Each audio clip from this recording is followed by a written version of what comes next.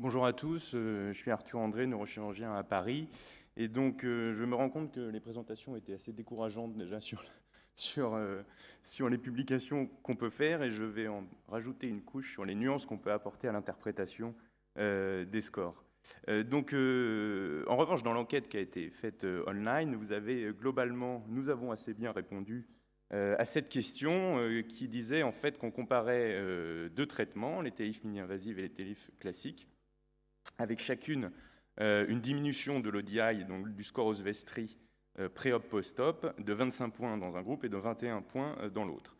La question était de savoir si ces résultats statistiquement significatifs étaient cliniquement pertinents. Et la bonne réponse, c'était la 3, c'est-à-dire que la différence, elle est statistiquement significative, on vous l'a dit, mais elle n'est pas cliniquement pertinente, et on va voir pourquoi.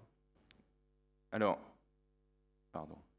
Un score, qu'est-ce qu'on mesure avec un score? Un score, c'est incontournable en recherche et c'est très utile en pratique puisque ça dimensionne, en fait, ça dimensionne une mesure subjective. Donc ça permet d'objectiver autant que possible, de se rapprocher du réel, d'un état clinique qui est souvent un ressenti subjectif.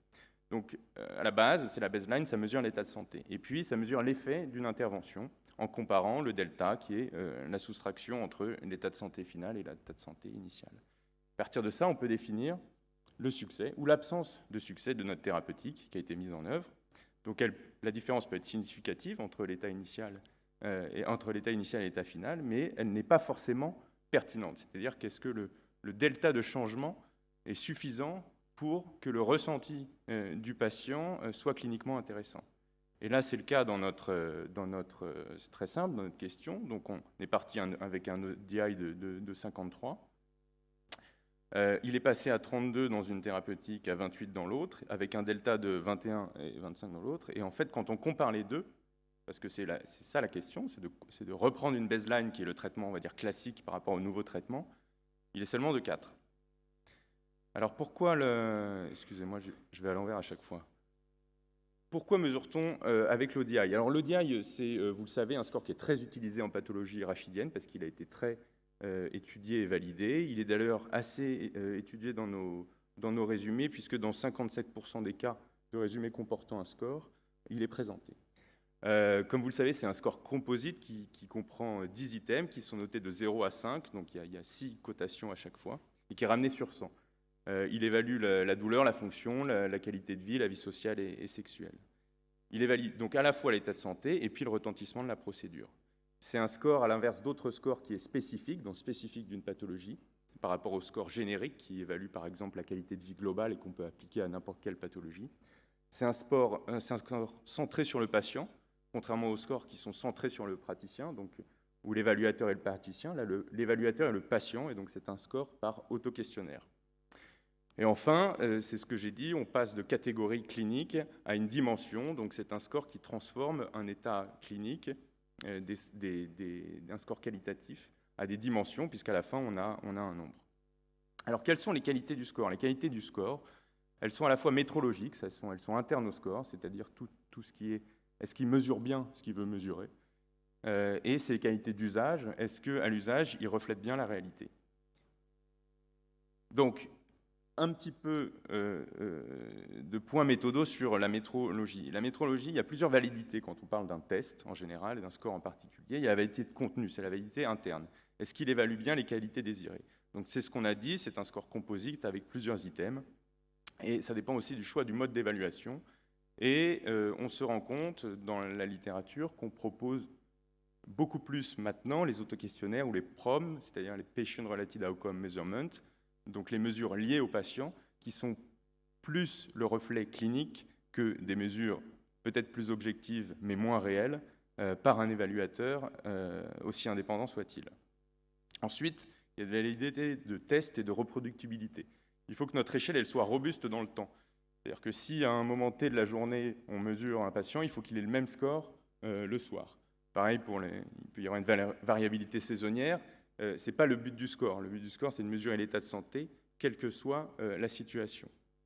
Et il faut qu'il soit fiable dans toutes ses traductions. C'est pour ça qu'à chaque fois qu'on le traduit, au début c'était un score anglophone, il faut retester toutes ces qualités du score pour que, indépendamment de toutes les variations, par exemple socioculturelles, il faut que tout francophone à état de santé égal ait le même score d'ODI.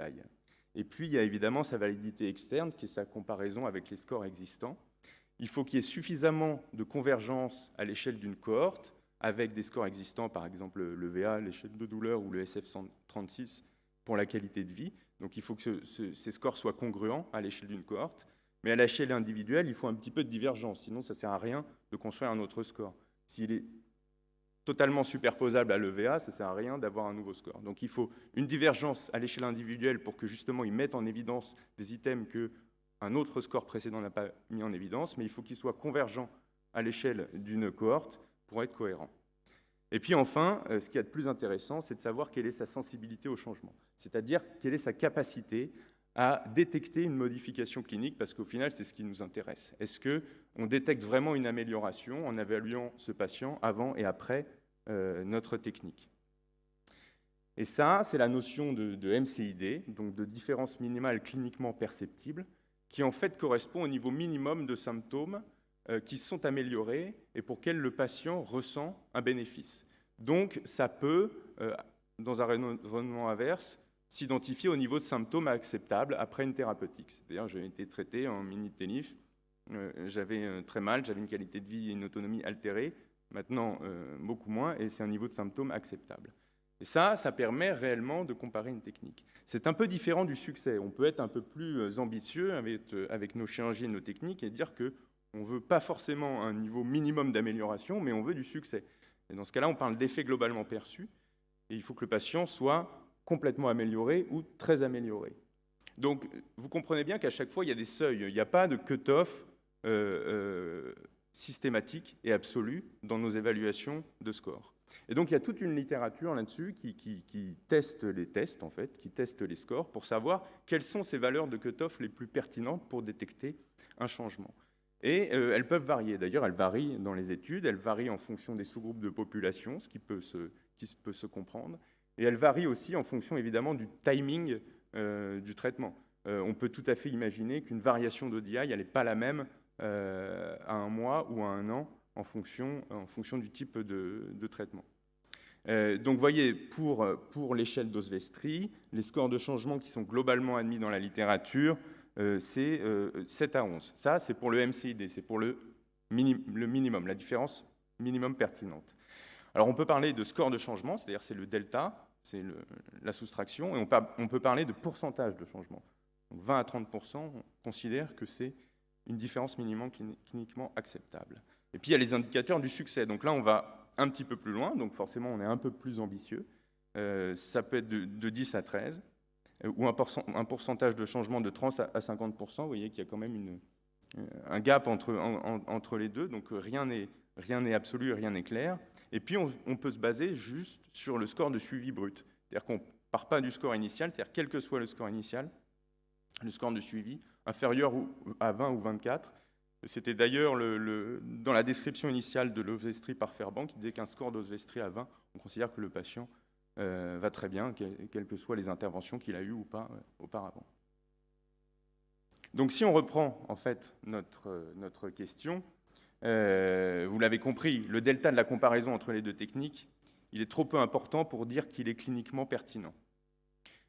Si on regarde les pourcentages, en plus des deltas, vous voyez que les deux techniques, alors ce que j'ai pas précisé mais que vous avez compris, c'est que les deux techniques sont très efficaces. Les deux techniques, il y a un delta qui est supérieur au delta cliniquement acceptable et un pourcentage de changement qui est très important. Donc les deux techniques, en fait, sont efficaces par rapport à la baseline, mais les deux techniques entre elles, c'est pas clair.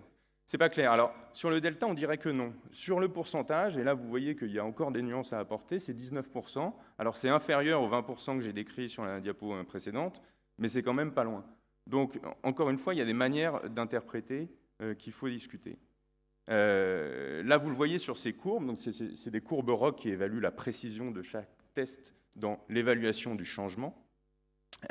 Quand on regarde l'ODI sur la courbe de gauche, donc l'objectif c'est d'avoir la plus grande aire sur la courbe pour être le plus précis possible.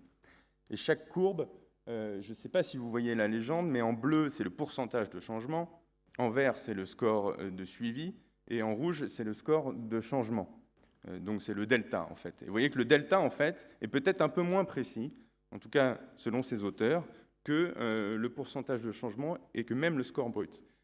C'est un peu la même chose pour l'EVA ou pour le score que vous connaissez peut-être, le Q5D, qui est un score composite de qualité de vie et qui a une validation en fait dans chaque pays différent en fonction des variants socioculturels.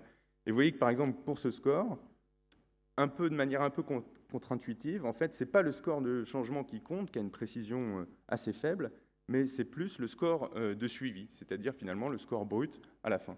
Donc, ce qui compte, si on peut interpréter ça de manière un petit peu rapide, ce qui compte en fait dans la qualité de vie, c'est le mode de vie à la fin, quel que soit le point de départ.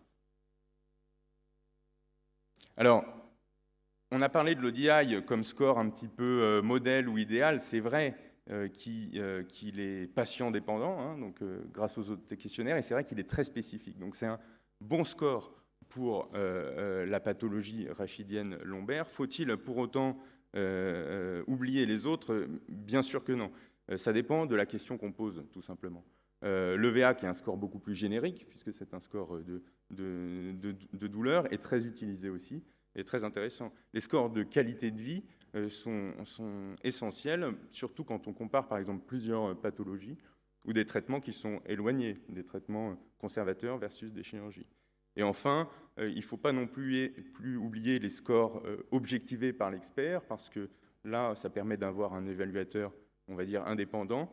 C'est les paramètres radiologiques. Là, on parle de mesures physiques, donc c'est facile à comparer. Mais même les scores, notamment l'ICR, qui est un score d'incrémentation d'un nouveau traitement d'un point de vue médico-économique, c'est-à-dire qu'est-ce que coûte ce traitement par rapport au gain qu'il apporte par rapport à un standard. Ce sont des calculs, évidemment, experts dépendants, mais c'est très utile et de plus en plus utile dans nos pratiques. Un mot pour finir, il ne faut pas oublier que tous ces scores, ils ont été bâtis pour des évaluations personnelles. Alors, ils sont très utiles dans le suivi des cohortes, ils sont parfois très pertinents, mais l'objectif à la fin, c'est de savoir, par exemple, pour reprendre notre comparaison mini-TELIF classique, si on conclut qu'il n'y a pas de différence, ça ne veut pas dire que ces techniques sont équivalentes pour tout le monde. Je pense que chacun peut intuitivement se dire qu'il y a peut-être des sous-catégories de patients qui vont être bons répondeurs au traitement et d'autres mauvais répondeurs. Donc peut-être que l'avenir, c'est d'aller vers une médecine plus personnalisée, avec des scores individuels par patient pour leur proposer la meilleure thérapeutique.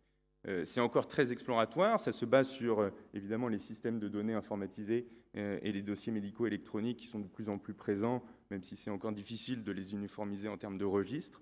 Et grâce aux outils d'intelligence artificielle, on peut approcher des scores prédictifs personnels. Voilà, c'est notamment une publication qu'on a faite, nous, avec un modèle de chirurgie très simple, juste de décompression lombaire, pour essayer de différencier justement les patients qui étaient très bons répondeurs, donc les patients qui avaient un réel succès, et les patients qui étaient répondeurs, c'est-à-dire il y avait une efficacité, mais pas un succès total dans le sens où, effectivement, il y avait un ODI encore assez limité où ils continuaient à consommer des traitements. Et pour l'instant, on a décrit une précision de 0,8, ce qui est pas mal, ce qui montre que ça marche, mais ce n'est pas encore acceptable pour l'utiliser cliniquement. Mais peut-être que des modèles prédictifs où on va dire à tel ou tel patient, vous êtes bon répondeur parce que vous avez tel ou tel facteur de risque modifiable ou non, c'est sûrement l'avenir dans l'évaluation des patients et surtout des thérapeutiques qu'on leur propose. Je vous remercie.